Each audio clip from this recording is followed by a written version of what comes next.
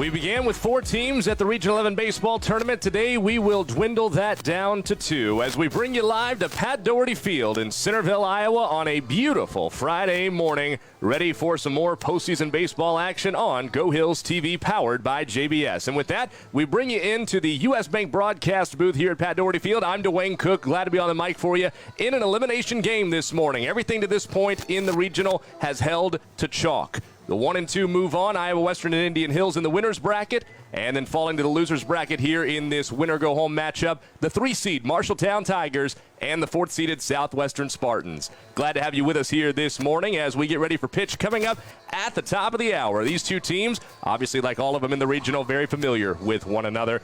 They've met 3 times in the regular season, Marshalltown getting the better of the matchup the first 2 times around, but Southwestern taking the most recent matchup, 13-5, when they met in Creston back on April 15th and 16th.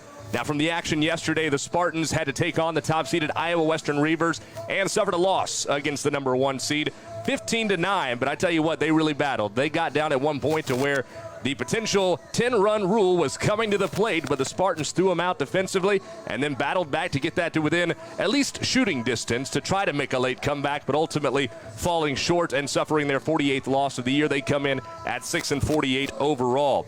Marshalltown, they just ran into a buzzsaw yesterday against Indian Hills.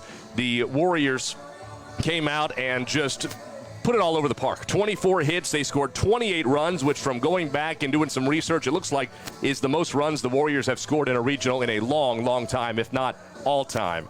It was just one of those days for them at the plate. And having had an opportunity to catch up with Anthony Everman, the head coach of the Tigers, he said, you know what? Those were earned runs that the Warriors took. It was not mistakes we made. They only had 2 blunders in the field. They didn't walk a lot of guys. It was just Indian Hills putting the bat on the ball. And sometimes you got to live with that. As we get ready for our national anthem here at Pat Doherty Field, we'll step aside and bring you back for first pitch between Marshalltown and Southwestern on GoHillsTV. Just about set for baseball here at Pat Doherty Field in Centerville, Iowa, as you see the Marshalltown Tigers taking the field as the home team in our first of what will be 2 elimination games today here in Centerville. This one, the loser's bracket matchup, the first one between Southwestern and Marshalltown. The winner of this one will then play later on this evening, scheduled for a 6 o'clock first pitch against the loser of Game 2 on the day between the top seed Iowa Western Reavers and the 2-seed Indian Hills Warriors. That ought to be a fun one. And we'll have Russ W. Oker on the call for that matchup, scheduled for a 3 o'clock start here at Pat Doherty Field. And that'll be the 5th meeting of the year between those two, and the first 4 were pretty darn entertaining as well. Matt Hendricks, as you can see, for the Tigers out there warming up, getting in a few pitches before first pitch coming up at noon, and just about a minute away from now. And with more on not only Hendricks, but also who Southwestern's going to put out there on the mound, let's go ahead and toss it on down to our very own RW. Thanks, Dwayne. Yeah, you're going to see a couple of different styles today for Marshalltown. Hendricks, he's not a real hard thrower, but he's got good pitchability. He's a gutsy kid, fastball, changeup, slider, and for him it's just being a battler. And Coach Everman has a lot of confidence in him to get the job done, and he needs to get innings. At this point, when you get in a loser's bracket, both coaches shared they've got to get good innings out of their starter today because it's tough to come back through the loser's bracket. For Southwestern, Dingy is a high-velocity guy for them. He's going to be upper 80s, fastball, curve, changeup, more on the curve than the changeup. That's a good out pitch for him. And talking to Coach Peterson, what he took away from yesterday's game is a whole lot of confidence. It's able for him. It's a lot easier for him now to convince his team they can play with anybody when they took the number 10 team in the country the distance yesterday and gave them a little bit of a challenge, jumped on them early. And so he said his team is as confident as they've ever been. I heard you mention he also said they're playing their best baseball right now. So Southwestern is certainly feels like they can make some noise in this tournament. All right, thank you, Russ. That indeed, they should have all the confidence in the world after taking it all 9 innings against the Iowa Western Reavers. As Hendricks has wrapped up his warm-up pitches, they'll toss it around the diamond, and we'll get ready for the first pitch of the day on day 2 at the Region 11 baseball tournament here in Centerville, Iowa. Currently sitting at 74 degrees. Beautiful day. Yesterday when we had our first pitch at 1 o'clock, it was about 88, felt like 93 when we got this thing started. But mid-70s, we will top out in the mid-80s today, it appears, as we go through the afternoon. Could not ask for a better day to play 3. Digging in is John Carlos Figueroa, the sophomore shortstop, to get things started here for Southwestern. And that's what he did yesterday against the Reavers. He stepped in and hit a single right back up the middle against the Reaver starter and jump-started what was a 2-run half inning for the Spartans. Hendricks delivers and pumps in a fastball on the outer part of the plate at the knees for a strike to Figueroa, just underway at noon local time here in southeast Iowa. Figueroa on the season sitting at 274 coming into the regional and 157 at-bats as he fans through the off-speed from Hendricks to make it 0-2. Out of Barceloneta, Puerto Rico, made the trip up from Puerto Rico to join the Spartans in Creston for his first journey on his college career of playing baseball. 5'8" sophomore is going to have to do some work here, falling behind, and he fans through strike 3. Good start for Hendricks. Tic-tac-toe, 3 in a row in the zone. Figueroa couldn't touch any of them, and there's one away in the top of the first. For Southwestern, catcher number 16, Alex Fascia. Alex Fascia is one of multiple lefty bats that Coach Blake Peterson is able to sprinkle throughout the lineup here. He's catching today, was over at first yesterday, while Phillips was behind the plate as Brennan waits on deck. And he followed up Figueroa's single with one of his own against the Reavers yesterday in that 2-run first as he spoils the first one foul down the first base line to make it 0-1. Freshman out of Brampton, Ontario, Canada. So opposite ends of the spectrum there from Puerto Rico to Canada in the batter's box.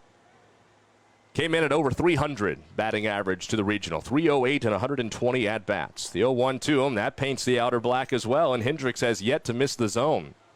0-2 quickly ahead on Fascia. And as you heard Russ mention during his report from down behind home plate before we got this thing started, it is key that Hendricks is able to go a long way in this ball game, especially after yesterday they were hoping to get more than just a couple of innings out of Sam Turpa, but unfortunately the Warrior Bats had other plans. Off the end of the bat, he's able to stay alive with a 2-strike count. We'll do it again. But he throws multiple pitches for strikes. It's not just a situation where he goes out there and you have to wonder, well, is he going to be able to locate the off-speed today? He's had a lot of success doing that this year. On the season, he's got a 2-6 overall record. This is his 10th start, which is a team high for the Tigers. As out of the windup, he will deliver 0-2 to Fascia. Ground ball. Left side, backhanded stop. A long throw from the hole is going to be up the line, and that's going to get away. Fascia, though, is going to stay put as Marshalltown tracks it down in the foul territory. But Fascia's on with a infield single. It's a good backhanded stop at short by Slack. Designated hitter number 12, but a tough throw to make. Phillips. And that's where you got to be a little cognizant as well if you're Marshalltown in. That's a tough play to make. I know Fascia is not the fleetest of foot getting down the line, but still that deep in the hole, I mean, major leaguers have a tough time with that play. Instead of risking a throwing error and getting somebody in scoring position here in the early going of a ball game, just eat it, move on to the next batter. Brennan Phillips happens to be that one for the Spartans. Designated hitter today, the freshman number 12. One of those players we were looking forward to watching here this weekend at the regionals. First pitch to him is right there on the outer black. Hendricks continues to do some painting from the mound, 0-1. As we noted yesterday, for you Spartan fans that were watching with us here on GoHillsTV, this Southwestern ball club is not one that likes to run on the base paths. All year long in their 53 games they had played coming into the regional, just 19 stolen bases total. Quick snap throw over to first. Back in time on the head first is Fascia. Phillips coming out of Plainfield, Illinois, 327 average coming into the regional. Tops on the Spartan ball club. 25 runs scored, 28 RBI, which was second in the regular season behind Eric Bello. Hendricks slows him down, and Phillips spoils it foul. It's 0-2. That's now the first 3 batters that Hendricks has faced where he has yet to miss the zone. He went 0-2 to Figueroa before getting a strikeout swinging. Fascia battled off an 0-2 pitch and then got his infield single from there in the hole between the 5-6 spot, and Phillips now behind 0-2. Peers in for the sign from his catcher, Gage Julin, behind the plate in this one. He caught yesterday against Indian Hills, too, and got him on the high heater. Phillips couldn't catch up to it. That's just the now 17th time this year he has struck out, and 2 away via the punch-out for Hendricks. Now batting for Southwestern, right fielder number 30, Daniel Thiessen. Thiessen hit a bomb to left field for his home run yesterday. He hit a 2-run jack in the 5th inning, which kept Southwestern in the ball game, at least within striking distance, as we were talking about in pregame. He also had a single and a couple of runs scored in that contest against the top seed here in the regional. Swings at the first pitch and spoils it foul to the screen behind home plate, 0-1. Thiessen out of Sterling, Colorado, about as northeast in Colorado as you can get. Coming in, 275 on the year. That home run yesterday was his 6th of the year. That's tops for the Spartans. Trying to snap a 7-game losing streak, Southwestern. You have to, or the season comes to a close in just 2 games at the regional. The 0-1 jammed him off the fists in foul territory, unable to catch up to it in time from first is Ronnie Nowak. But again, 0-2 on a Spartan batter.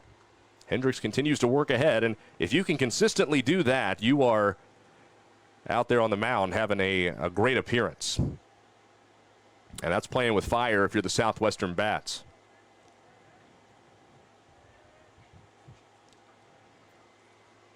Both of these teams have struggled when it comes to the pitching numbers this year, and we can discuss that more as we go along. Let's wait on the 0-2 from Hendricks to Thiessen. Upstairs, he finally misses the zone. That's the first ball that he has thrown to a Spartan batter. Thiessen being the 4th of the inning. 2 away on a couple of strikeouts for Hendricks. Standing on first is Fascia after he was able to reach on an infield single over to Slack at short. And now the 1-2. Got him. Well, a strikeout the side, top of the first for Matt Hendricks. Not too shabby of a start for the righty. We head to the bottom of the first, see if the Tigers can strike early. Session stand is opened up.